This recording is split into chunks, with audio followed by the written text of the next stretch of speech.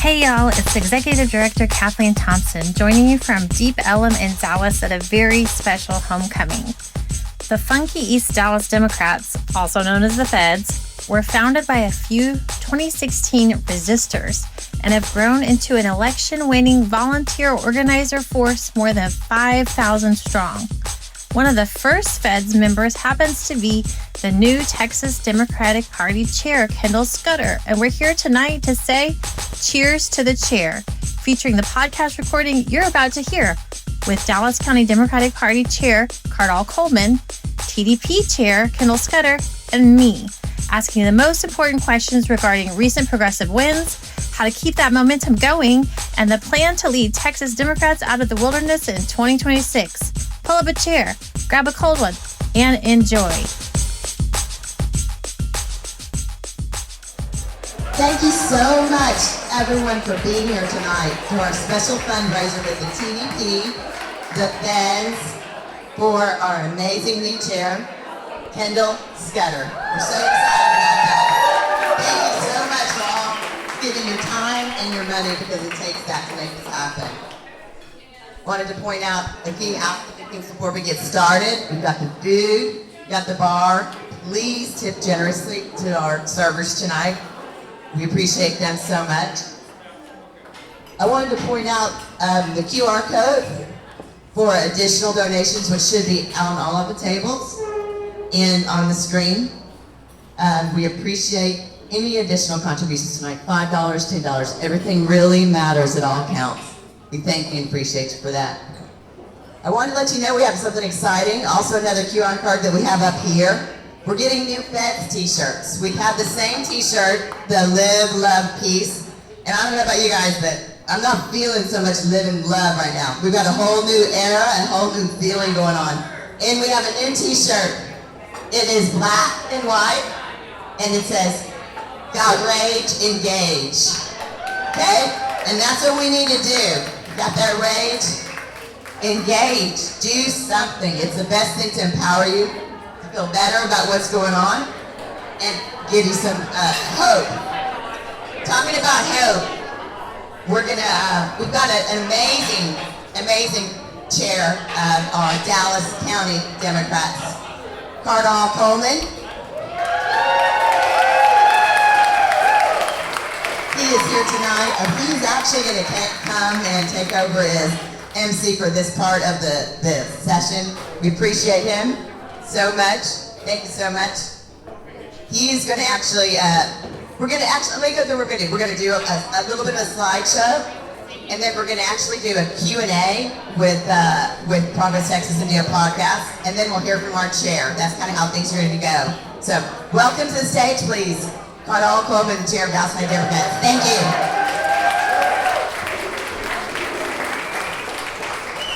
All right, good evening, Democrats. How you doing? All right, I love this room. I love this organization. I love everybody who's here. Thank you so much for celebrating. I do not. Thank you so much for celebrating our chair, our statewide chairman of the Texas Democratic Party. I was asked tonight to get on the stage and impersonate Kendall, and I can't do it. I can't do my East Texas accent. But what I did, I tried my best to dress like Kendall Scudder tonight. So I got the cowboy boots, got my snapback hat, and I'll start off by saying, hey friends, just like Kendall. I want to invite our state chairman to the stage.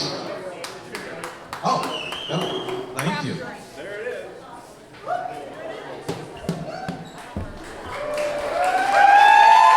Let's give it up. This time I would like for everyone who has a glass of anything, water, sweet tea, beverage of your choice, to raise a toast,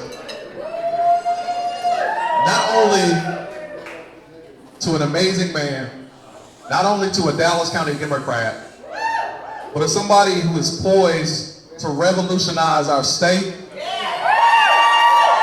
deliver us statewide wins, and show Texas what it means to start winning again. Cheers to our chair, Kendall Scudder.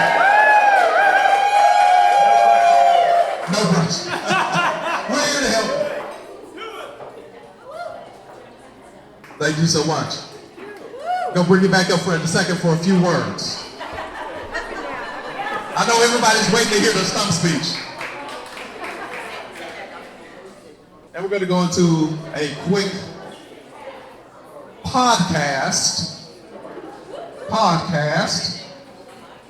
And I'd like to make an introduction. I'd like to make an introduction of a friend I think that we all know. Telling me to stand in the center here. A friend that we all know. But I want to make sure that I'm doing this correctly because she's done so much work in our county, several counties. When I met her, she was touting the work that she did in Tarrant County, but the work that she's done all over the state of Texas. Kathleen Thompson got her start in broadcast news. Then went on to do something about the bad public policy that she was reporting on, from helping nonprofits, campaigns, and county parties to get involved. She was once our communications director at the Dallas County Democratic Party,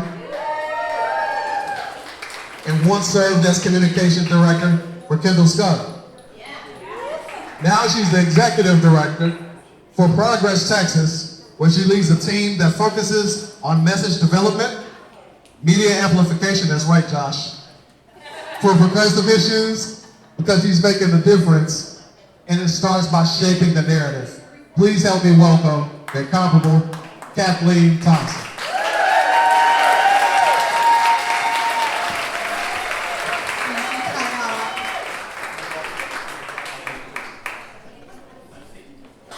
Thank you, Cardall. It's a pleasure for Progress Texas to be a part of this important night.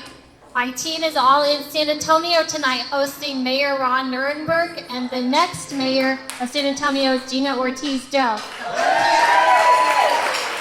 Representing Progress Texas, I'd like to call Kendall Scudder, my former boss.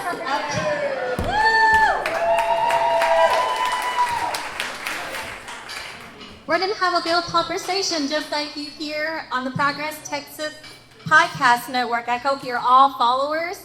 We are in the top 2.5% of all pods globally.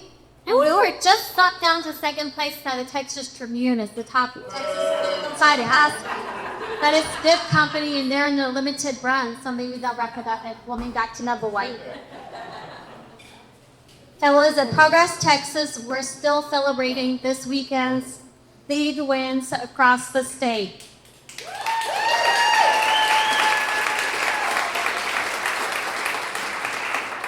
Kendall, talk to me about Democrats running in every election. Well, I can't help but notice when we finally won an election, it was after I was chair. I'm kidding. Jokes. Look, there are a lot of Democrats that are working their butts off day in, day out, all across the state, and they never sleep.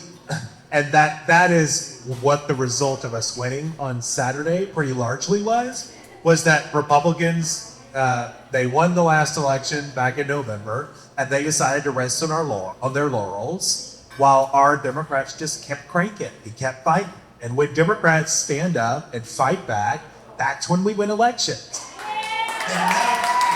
So you don't ever just roll over and die. You always make sure that we're throwing down as hard as we can. And notice that every election that we won has something in common with each other. And it's that they had a candidate in a race. When you don't have a candidate in a race, you lose before the election even starts. So to answer your question about why it's important we contest every race, is because not only is it about having people on the field growing down every corner, it's that we've already conceded and lost if you don't put somebody on the ballot. And so what I'm telling everyone, everywhere I go around the state, is that when fascism is knocking on the door, that's not the time for imposter syndrome.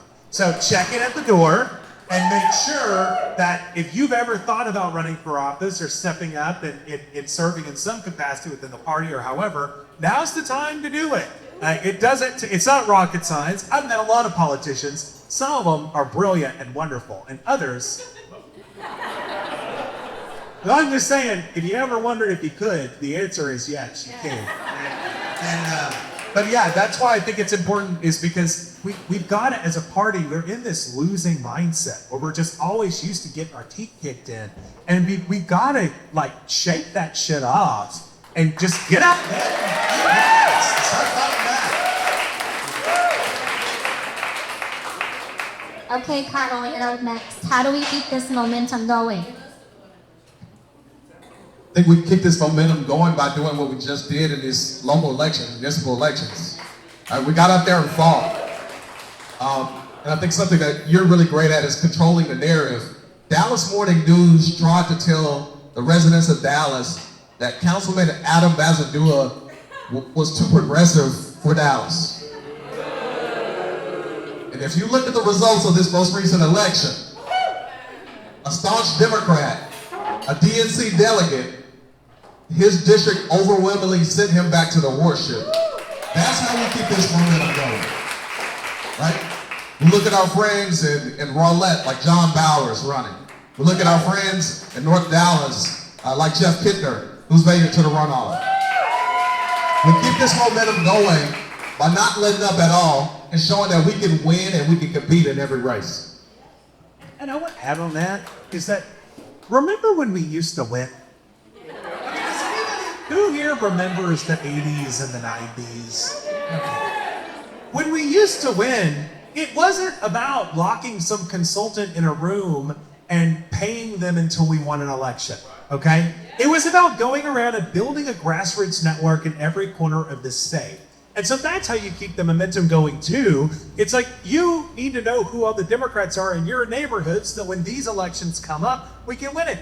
Kittner, Bowers, those are the runoffs that I'm aware of right now. I'm sure there are others.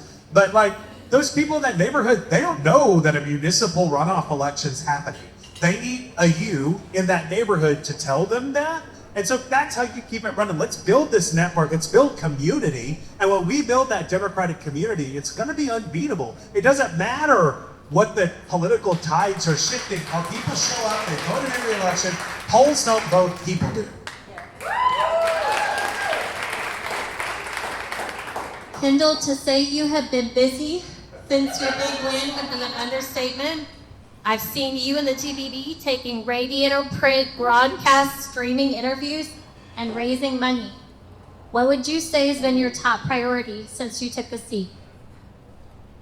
I have been working really hard. I'm wearing the hat today so you don't see that I'm already going gray. I wish I was joking. Carly, right?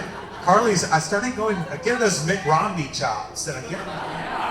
It never happened until this month. Something was to happen. No, we had a really big April. Just in April alone, I did 55 interviews across the press. I showed up to 13 different counties. This was while we were restructuring the party, trying to figure out how to operate. We raised $190,000. That stuff doesn't just happen, like it's working. So I think priority number one this last month has just been trying to this is not super sexy, but it's just been administratively figuring out how to get our costs down, how to get our revenues up, and try to be a sustainable, functional organization. Now that we're through that, there are new priorities, and that priority is to win some fucking elections.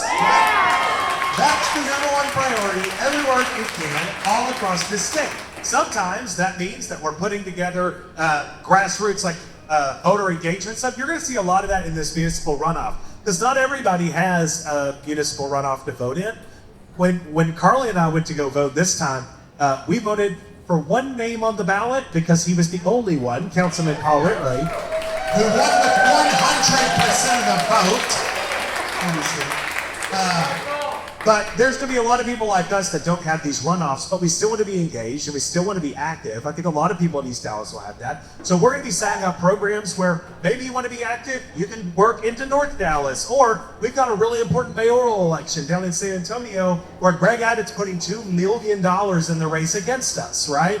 We're going to be figuring out what those are and trying to get Democrats all over the state to have the opportunity to get engaged. So number one priority is winning elections, and sometimes that may mean that we're doing some things that are a little unorthodox that you've never seen a party do. But you know what? If we kept doing things the way we always have, we're going to keep getting our asses kicked. And there was a little group called The Fence, and when they started, people didn't like the unorthodox shit they were doing either, right? So I'm just saying, sometimes you have to shake things up, and that's what I typically.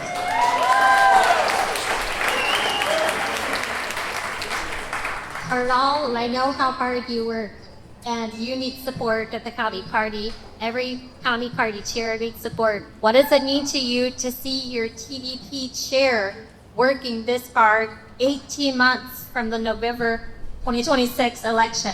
Oh, that got me excited. He probably doesn't remember this. When he was on the campaign trail and he did a forum, candidate forum in Grand Prairie, he ended his remarks with, "You deserve a state party chair that works as hard as you do." That line stuck with me, man. And it was at that moment when I'm like, you're damn right we do. And it's really important, right? The way that I don't know if you guys have been following, but the way that he's been on social media, the way he's been on traditional media, the way that they spent hours at our state capitol, not just him, but the entire TDP staff at the state capitol fighting to make sure that our values were on the front line. I appreciate that as a county party chair. Speaking on behalf of all the county party chairs. I mean, the buzz is out. People know that Kendall Scudder is visible. He's going to show up. He's going to kick ass and take names. And that means a lot to us from the county party perspective.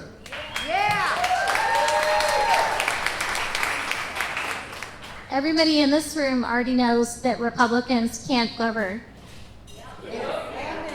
It's only been a little bit more than 100 days. Planes are falling out of the sky. Measles is spreading like wildfire. Public schools are going to lose even more funding. Elon's hacker kids want your private social security information. I could go on all night. Truly, the chaos and the corruption that seems endless. But if you are a Republican voter watching Republican propaganda, you may not know. Because Republicans invest in Republican media. They spend billions to keep Americans and Texans in the dark. Kendall, a new TDP can lead the Democrats out of the wilderness in 2026 because Republicans don't know the meaning of hard work like we do. Talk to us about leaving no voter behind and sharing your progressive message across the state. There are 40 mid-sized cities in the state of Texas that have over 100,000 people. If you put that in any other state, it'd be a population center. But what is our party doing in Amarillo? What are we doing in Lubbock? What are we doing in Abilene? What are we doing in Tyler? What are we doing in Beaumont? What are we doing in Corpus Christi? These are large cities. They are not rural flyover country that there's no one there and we shouldn't spend our time doing it.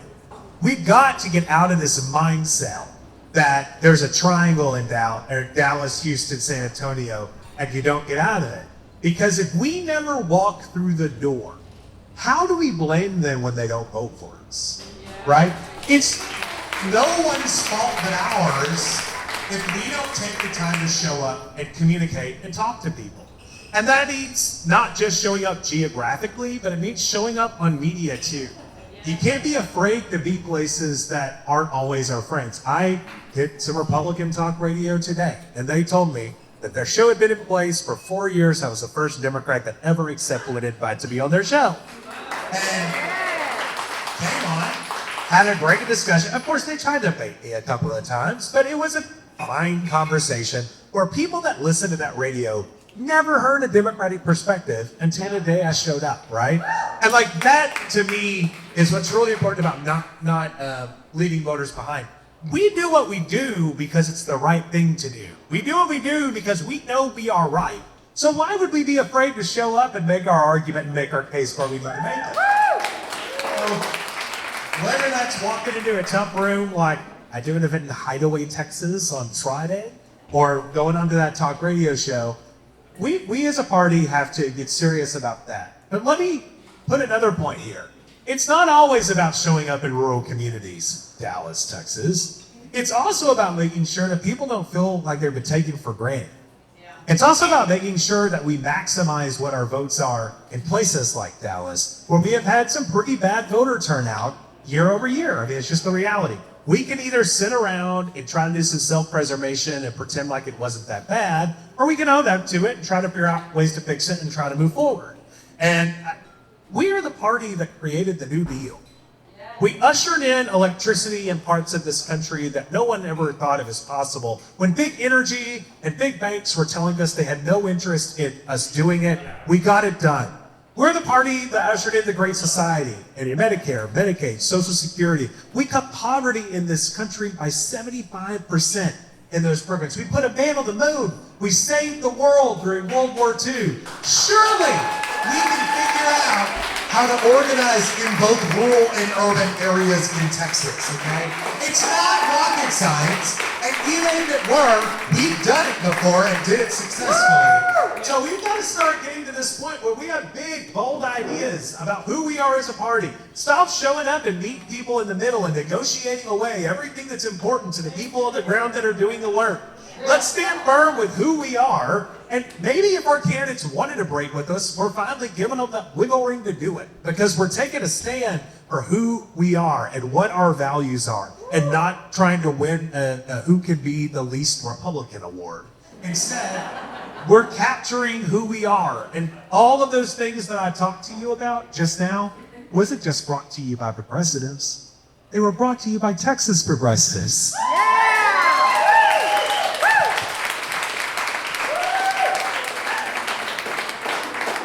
Kendall and Kendall, we are so proud to be in this fight with you. At Progress Texas, we believe in progressive messaging that's always on and progressive campaigning that's year-round. Cycle after cycle after cycle until we win our country back, and we fight every day for our families. I'm going to turn this back over to the feds, and thank you for letting Progress Texas be a part of this evening.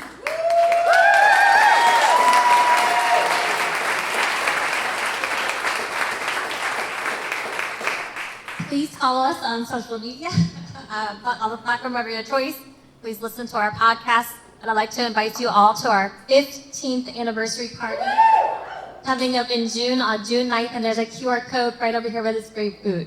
Well, guys, we're the dog that caught the car. First, I'm just so grateful to all of you. I like to brag that I'm Feds member number 1. I've been here since day one. And when we actually, won this thing, Mazel tov.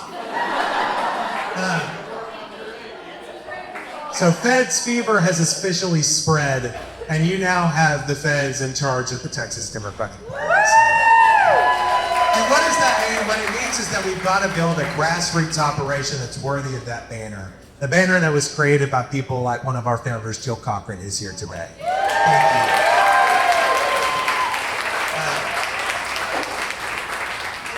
And the reason that it's so important for us to do it is because there's a lot of people that are counting on us getting it right. I'm going to give you some scary information before we talk about other things, because I think it's really important for people to understand why Texas is so important. Has anybody here seen the data about what the census and stuff is going to look like in the next redistricting cycle? Let me share it with you. In the next redistricting cycle, according to what our anticipations are at the census, even if Democrats won every blue and purple state that's on the map, it's not a path to 270 anymore. Because blue states are losing electoral college votes and red states are gaining. So what does that mean? That means that there is no path to 270 and win the White House without North Carolina or Texas. That's terrifying. Terrifying. But here's the thing, guys. I'm not as scared of that as I probably should be. And the reason I'm not as scared about it is because I see how hard y'all work. And everywhere that I go in the state of Texas, I see activists like y'all who are getting up and throwing down and fighting back. The trend line in Texas is moving in the right direction. It may not always feel that way, but it is. I promise you, I've seen it a lot. Next week, I'm going to DC. I'm meeting with the DNC, Chairman Martin, folks like that. And they understand how important Texas is too. I'm telling you all of that so that you can know that what we're doing at the state party is we're creating a 6-year plan. It's not just about flipping a United States Senate seat next year, which I think we could do. It's about making sure that we are building cycle over cycle so that in 2020 or 2032, it's not even a question. Texas is going to go blue. And when it does, we'll never see another Republican president again. But even before 2032, we have a huge order in front of us next year, or 2026. Y'all know they're about to nominate Ken Paxton, right? For the United States Senate. A man who is a literal crook, a literal fraudster, a literal thief, a man whose only defense of his terrible behavior is don't blame me, I was just cheating on my wife. He's a certified garbage person, and they're putting him as their nominee for the United States Senate. A poll came out last week that showed us what that looks like. And head-to-head, Democrat versus Ken Paxton, they said Paxton at 37% and Democrat at 52%. Now, if you're like me, you probably don't trust those pollsters very much. But this was a Republican pollster who, even if they were off by 10 points, were still winning that sucker. My point of telling you that is not to tell you that you should just sit on your hands. It's to tell you that we have something to shoot for next year.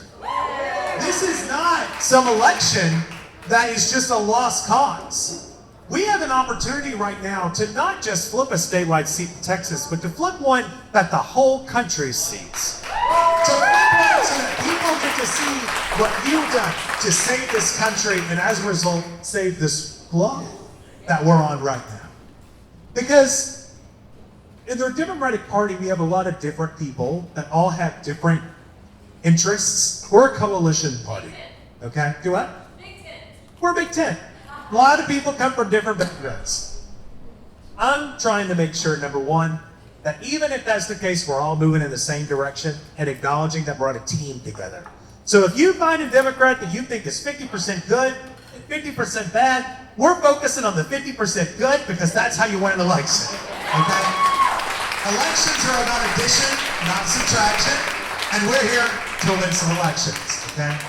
But what I also think is really crucial for us to always remember is that all of this internal political stuff that happens, in the greater scheme of things, it just doesn't matter because it doesn't deliver wins for us. We have to start winning elections again in this state, and we do that with an understanding of what message gets us there. Who here thinks that the party has just had awesome messaging over the last couple cycles? Yeah. Not a single one. I think that in 2016, the Democrats loved this country so much that we did everything we could to preserve it and protect it. And so we turned into a party that was fighting to preserve institutions. But what we lost sight of is the fact that those institutions haven't served people very well. Republicans tore those institutions up to a point where they were not delivering what working people expected them to deliver. And so when we became a party preserving institutions, they started writing us off.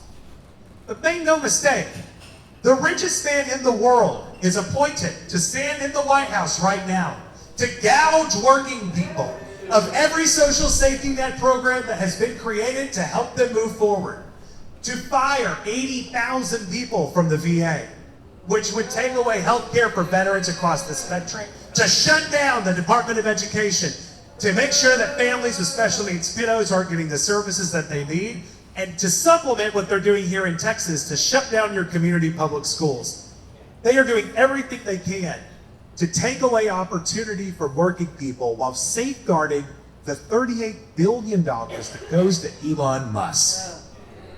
Their greed knows absolutely no bounds. These billionaires will gobble every penny out of the pockets of every working person in this country if we do not stand up and fight back. We got to get back to our roots of who we are as a party. We are a party that fights for the little guy. We stand up and fight for working people. That's who we've always been, and we got a little bit distracted, but we're bringing it back, guys. We're bringing it back. Because no Republican is getting out of bed every day to try to figure out how to make your life easier. They're doing things that's making your life harder.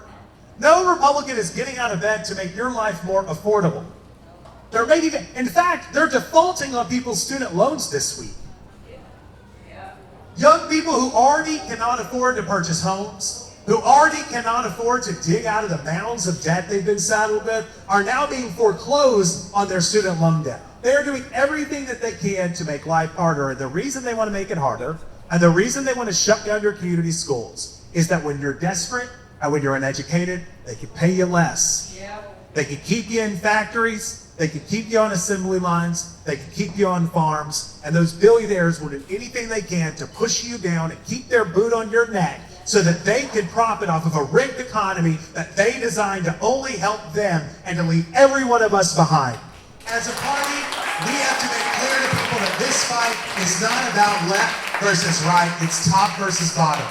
And all of us on the bottom have to stand together to move forward and to try to save the working class in this state from its moving backwards. There are 66 billionaires in the state of Texas that own more wealth than 70% of Texans combined. 66 people, more wealth than 25,400,000 people combined. That's not an economy working for people like you and me. Do you know what they did this cycle in this legislature? They fought to make sure that they didn't have to pay taxes on stock trades. The same legislature that fought to eliminate any taxes on their yacht purchases. Well, what did they do for you? We asked you earlier, who here was around in the 80s and 90s? Okay. Does anyone who had their hand up just then feel like life is more affordable now than it was then? Does anyone here feel like your community is safer now than it was then? Anyone here feel like your school is better now than it was then? Does anybody here feel like your taxes are lower now than they were then? No. Do you know what the difference was between the 80s and 90s and now? That 30 years of Republicans running this state into the ground, while the Democrats not only did all those things, but they did it while creating the best bridges and roads in the world. Texas was founded on hugely progressive democratic principles that we have to bring back and remind people that we as Texans have saved the world before and we're going to do it again. And we're going to do it with you and all the help that you're doing on the ground. Thanks. This event that we're at today raised $35,000 for our party.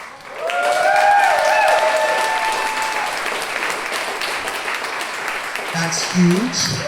And I am so grateful for you helping me set this party back on track. We got a lot of work to do because this party has not shown up. It has not been what you as an activist deserve from it. They haven't treated you with the respect that you deserve. And they haven't done everything that they could to equip you with what you needed to do to succeed. But you kept doing it anyways. So imagine what this election's gonna look like. When we got the party pulled out of the ditch, we're driving full speed down the road, and we're here to be helpful to you again in all of the work that you're doing. With Ken Paxton at the top of their ticket, with Donald Trump cratering the American economy in his first midterm after this re-election, there has never been a better opportunity for Democrats to flip a seat in this state. And it starts with groups like you during the events. And I am so grateful. I'm going to make some mistakes in this process, and I hope that you know you can always call me. It's a big state. Do the best I can to cover it. I want to thank my wife, Carly, who is...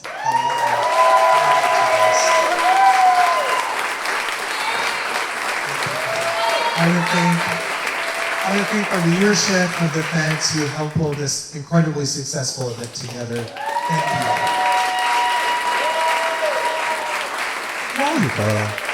I don't know what we did these all wrong. Y'all that come be super volunteers for the party, you're all welcome. Are there any elected officials that I've met? Judge Dominique. Thank you, John. I guess in closing, I guess I'll pass the mic back to you guys. Eternally grateful.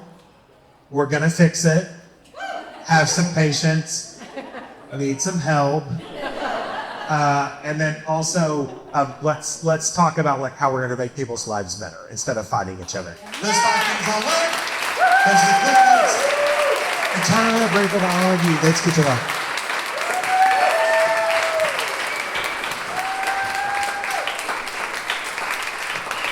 Wow. You guys, I am so fired up and excited about the future, the new era, the progressive thoughts. It's amazing. I mean, we had to work hard for this. There were 7 people in this race. I just want to remind people, 7, and Kendall won in the first round.